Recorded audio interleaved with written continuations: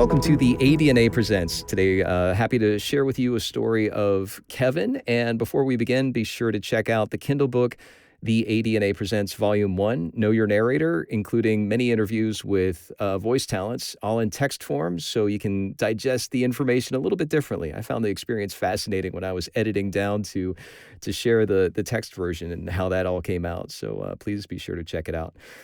So Kevin Thompson and I were very dear friends. I'm saying we're because he's passed away, sadly. I still find it tricky to be in the conversation about audio description, which was created by blind people for blind people, and now the service of Kevin's Way makes this conversation even trickier. But my bias as a sighted person slowly disintegrates with every conversation as I learn more. Those countless conversations with blind and sighted people about Kevin's Way provide a different and nuanced perspective. Kevin started that connection and those conversations. My conversations with Kevin forged the inspiration of the start of these conversations, and every time I've mentioned my fear of using Kevin's name in a way that might be construed as manipulative or disingenuous or worse, inspiration porn, I'm reminded of why his name carries such weight in the business. Our brand, Kevin's Way, honors his legacy. And this name, Kevin's Way, honors our relationship too. He was my anchor, my mentor, and my friend who I loved.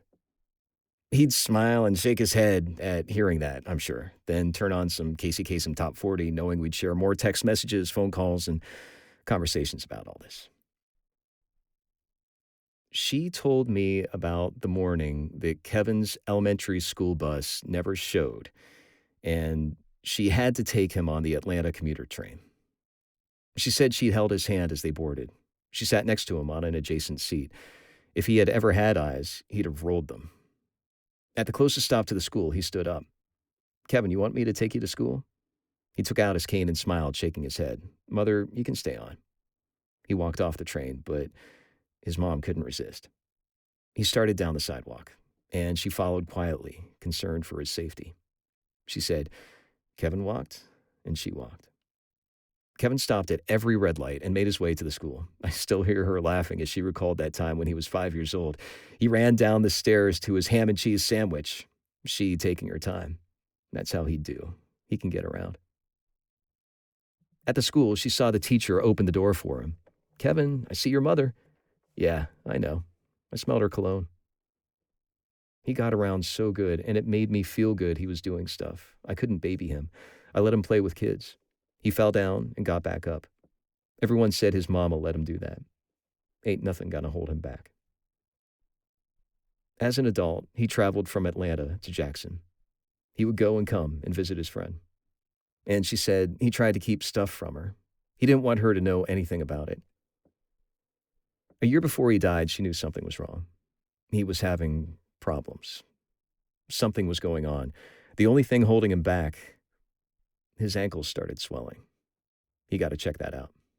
About 2 years ago, Kevin contacted me via a Facebook private message, writing, "I am constantly spreading the word about how blind people watch movies, and I love your narration of that.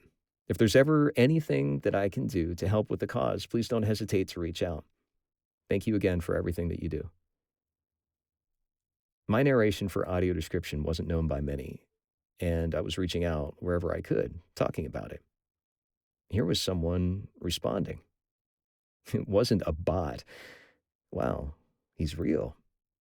It felt great to connect with someone. I offered to pass along any suggestions or feedback to my coworkers. He wrote that he had heard my voice hundreds of times over the last few seasons. He was curious about the whole process. As the exchanges continued and grew longer in each of our responses, we talked about dating, and he mentioned being on a date that stood him up. With truth and humor, he said, "I don't know if he walked out because I was blind, too tall, black, or gay, and he needed to run back into the closet."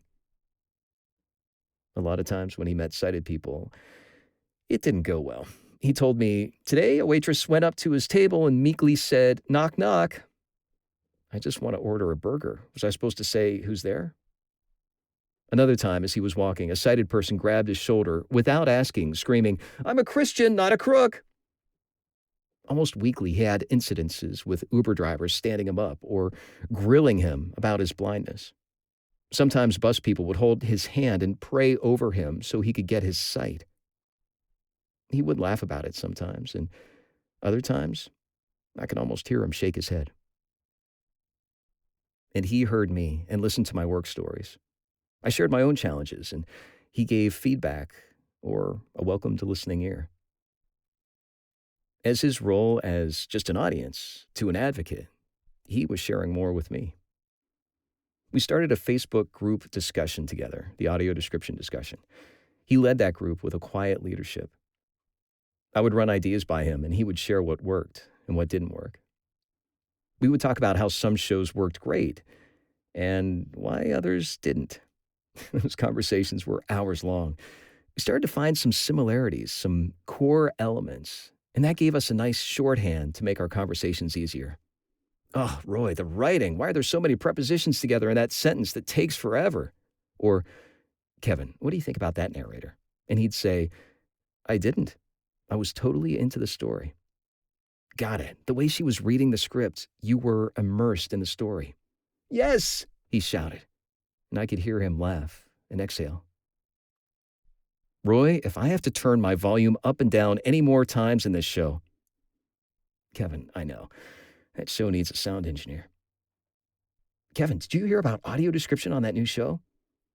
Then there would be a long pause. No. It was a guttural, do not mess with me tone, his fists clenching in his phone. And how movies should pass from cinema to streaming? I asked. Yes, he shouted, and he turned on some Annie Lennox music. We talked about connecting audio description audiences with the entertainment industry. An awards show or Oscars for audio description. What about the Emmys, Roy? Can you do that? I'll come to the parties. Have Snapple and gummy bears at your house, please.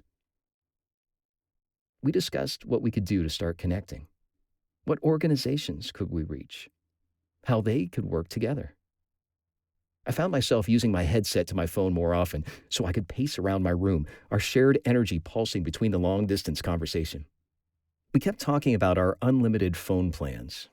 Our text messages had no character limit, and even more messages. When I read those Facebook messages on my laptop, I swipe vertically. It takes me back in time, the scroll bar of our chats shrinking as the beginning never quite seems to reach the top. The block responses of my blue and his white, longer and wider. She said Sunday morning he played his music. That was his time. His mother didn't mess with him. She said she was sad when she found him. I found out on Facebook, which is where we met. Several close friends of his sent a private message asking to connect with me. I was so used to reaching him when I had something important to share that my first thought was to call him and tell him I'm so sorry. I had spent months and weeks working on this business that would accomplish and find a solution to the challenges that we had spent years talking about, and was close to announcing it on a keynote speech for the American Council of the Blind. But I couldn't seem to come up with a name for it. Now, I thought of combining his Juneteenth birthday and his initials as a name, but it sounded like a license plate. That's when my business advisor offered a simple title for now, a placeholder that told the story of what the business would be. He suggested that blind people would come up with the best name. So, for now, the name Kevin's Way as a placeholder will work. And here's an interview with Kevin from a few years ago. Welcome to the Audio Description Narrators of America Know Your Narrator series. Today we have a very special guest, Kevin Thompson, who is the founder of the Audio Description Discussion Group on Facebook, among many other, I'm going to say advocacy or cheerleading audio description quality and excellence. How do I introduce you, Kevin? I think advocacy is better than cheerleader. You don't like the cheerleader word? Fair enough. Fair enough. The advocacy of Kevin Thompson and the Audio Description Discussion Group on Facebook, which in the course of just a little over a year has grown to over 500 decision makers in the audio description world, whether it's studios or people who use audio description as audiences, or people who just care about it. It seems like it's got quite a diverse group of participants. Every day I look at that group, it amazes me how much it has grown. And whenever I see people post for the first time, that just, it just enhances the feeling all the more. If I'm honest, when I first started this whole thing, I had no idea what it would turn into. But the more it grew, the more passionate I became about it. And I'm just very thankful every day that people continue to, be interested and want to join and want to participate. It means a lot. And it really makes me feel good about making the decision to do this in the first place. There's nothing like this on Facebook. And I really felt like creating a safe place for people to talk about audio description, whether they have good things or bad things to say about it. It's an open forum for whoever wants to contribute, and I'm just glad that people are taking advantage of that. Do you think that growth came from that open forum? Like, where do you think the growth has come from? I think the growth has come from the open forum, but it has also come from all of the people who have talked about it and who have spread the word and who have encouraged people to join. It's just amazing to me the different types of people that we have, as you said, from narrators to writers to studio owners to just regular people who enjoy audio description, who get, something out of it. And the more there is discussion about it, the more the group continues to grow. And as long as it continues on the path that it is on, I see continued growth. And, this is only the beginning. What's some of the results that you've seen in audio description in the last year or so, either inside your group or maybe outside the group? Well, I have noticed that more people seem to be including audio description. I still think we have a long way to go with that, but the number of TV shows that have description continue to increase every year, and just about every new streaming service that has come out in the last year had audio description, from Apple Plus to Disney Plus, pretty much right off the bat. Those are all very encouraging signs.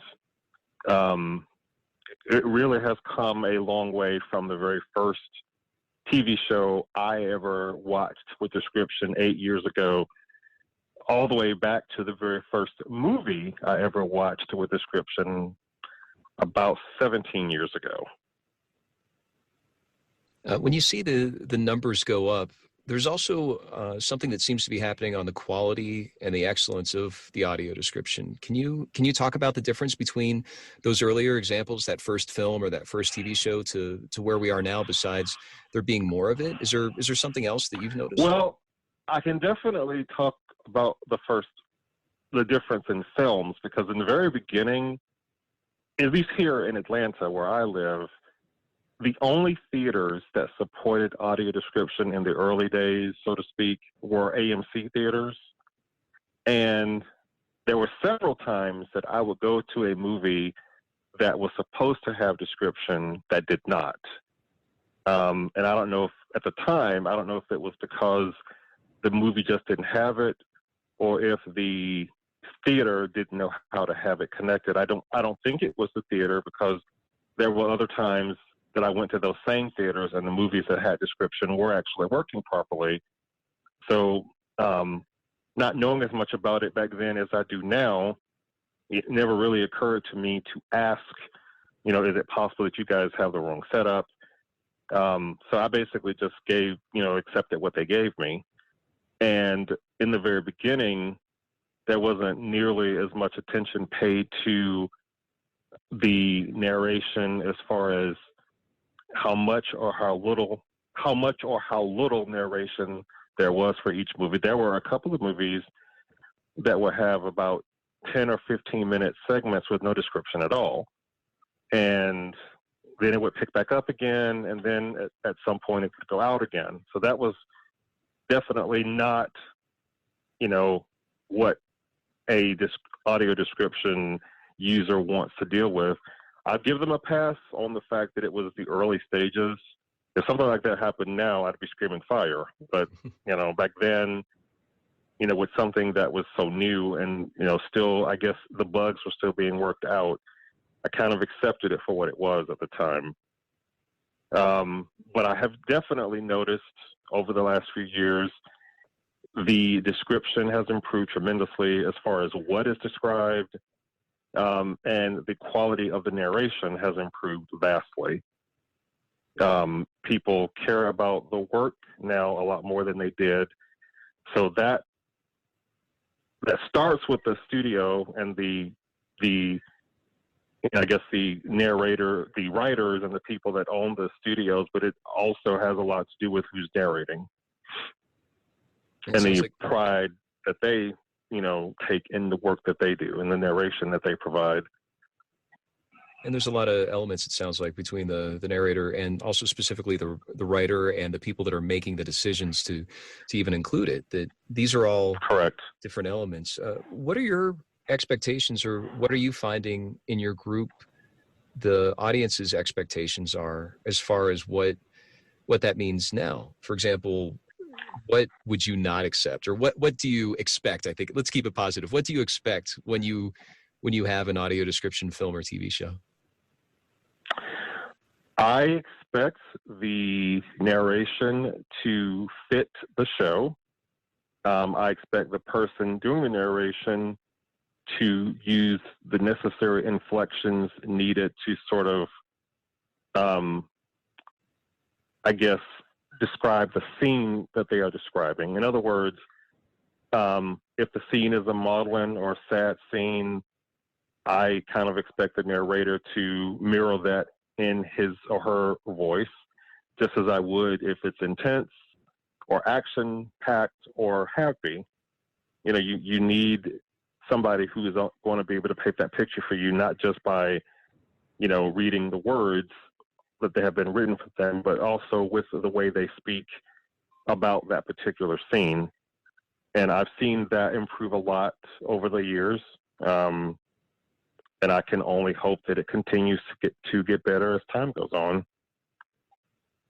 With all these experiences that you've had as a audience member using audio description, as well as your expertise just by being a founder of this group, have you had any experiences recently, either because of the group or because of your engagement with the audio description world, that's allowed you to make more direct contributions to audio description? Can you name any examples that you've been a part of? Well, I have been a part of guiding new voice talents in audio description. That was quite an honor. Giving feedback and critiquing to about 5 different people, or 5 or 6 different people, on the scene that they were narrating and what they did well and what they could improve upon. And that is certainly something that I hope to continue to do more of, because I think that who best to get your input from than somebody who utilizes the service on a daily basis. Did you find that the narrators received that feedback? Yes. Based on the responses that I got back, I really felt like it was something that they appreciated and something that they took to heart. Very cool. Where would you love to see audio description go? It sounds like you said, it's headed in the right direction with a lot of steps to go. But what's the Kevin Thompson dream world of audio description? Well, that's a loaded question. Sure is. I know you can handle it. I guess the Kevin Thompson dream world would be a all-inclusive audio description panel of people for every network and or film studio, where the people who make the decisions can go to this network or go to this panel and get them to give input on what needs to be described, what doesn't need to be described. I would also like to see just a more connected, more of a connection between the studios and the networks and the people that support the studios and the networks. We as the audio description consumers should have more of a hands-on say in what happens, and it shouldn't be so difficult to track down the right person to talk to about A, B, or C. I wish there was just one number that I could call that would either point me to the right direction or connect me to somebody. Either give me an email address or give me a phone number to a live person that I can just say, this is what's right and this is what needs to be corrected. There are so many people in so many different parts of the country who are supposed to have description that don't, or if they do have it, it's not consistent. And it's one of those things that I can definitely see the progress that has been made, but I can also see the progress that needs to be made. Mm-hmm. Is there anything else you'd like to share with our audiences? I guess if I had to share anything, I would say if you are an audio description consumer and you like something or don't like something, don't be afraid to let people know. Try to find out how to reach your local affiliates of the networks. Let them know how much you appreciate the service, but also let them know what they can do to improve it. And after that, if you want to contact studios, TV and motion picture, I think the more voices they hear, the more positive feedback and the more negative feedback, if it is presented in the right way, the better things will get and the sooner things will continue to improve. Thanks for sharing that. And if people want to join the audio description discussion group on Facebook, it's, correct me if I'm wrong, it's facebook.com/groups/audio description discussion. That's correct. Great. Anybody who's interested, I'm always happy to add new members to this ever-growing group of discussion. And hopefully, like I said, the more people who join and the more voices are out there, the sooner change will continue to take place. Thanks so much for being a part of this podcast, this very special podcast. Thank you for having me. Thanks, Kevin.